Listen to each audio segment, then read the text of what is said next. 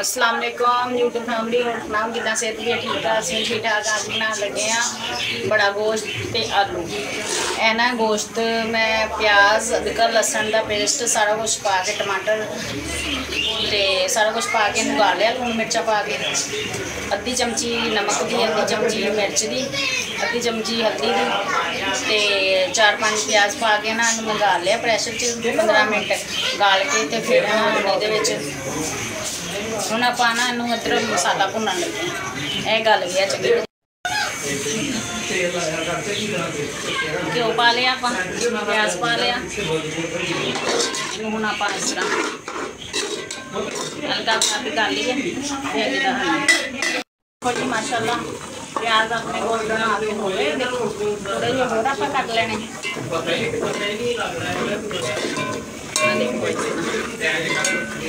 और तरीके से नाल जिदा आलू जोड़ा बनाना सिखाना कर लिया सारा मेरे आप पा दें टमाटर क्यों अदरक लसन इस तरह नहीं पाया जो मैं वो ना गोश्त पा के उबाल लिया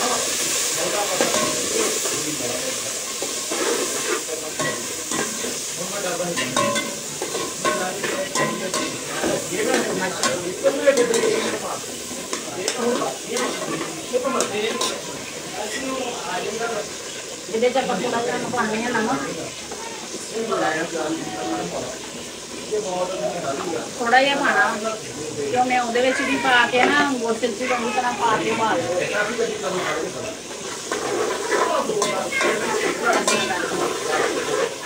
चंगी तरीके भुनने माशाल्लाह हो गया अपना मसाला हम ये आप गोश्त पा देना गोश्त पा के भुनना चंगी तरीके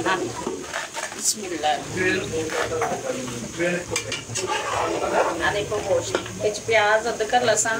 ते सारा कुछ पा के ना इन्होंने चंगी तरह गाल के हम इन्हें भुनना इस तरीके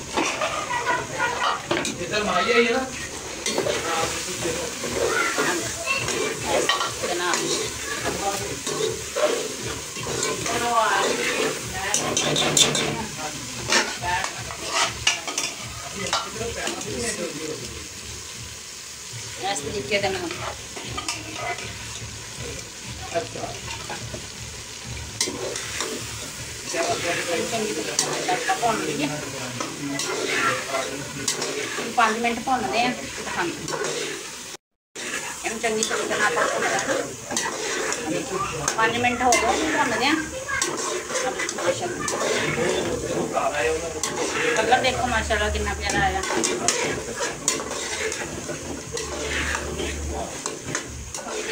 आलू पा के आलू पा लिया नवे आलू इस तरीके अच्छी तरीके भुन लिया इदा 5 मिनट भुन लिया फिर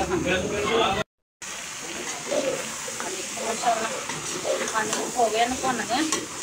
ये आप पा देना पानी इन जरा भुन रहे हैं और 200 चंगी तरीके पानी देखो कि सोना मसाला भुज गया गोश्त भी अपना हूँ ये जखनी सी ना आ जखनी है ये गोश्त पा लिया आप सारा कुछ पा के हूँ ये पा देना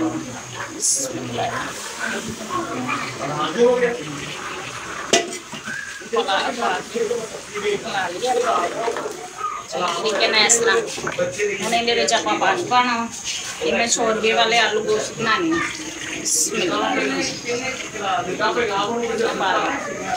सानू जिन्नी लून मिर्च या जिन्ना तुम शोरबा पसंद उस हिसाब से पाइयो तो देखो मैं अपने हिसाब से पाया हूँ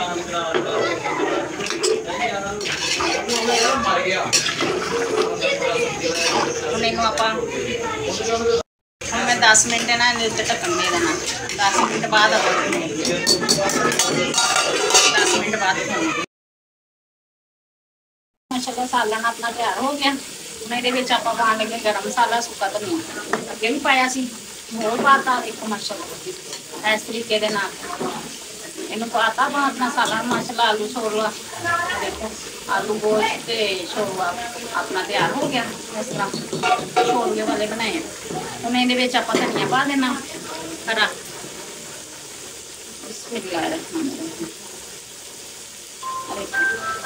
हरा धनिया अपना हो गया माशाल्लाह।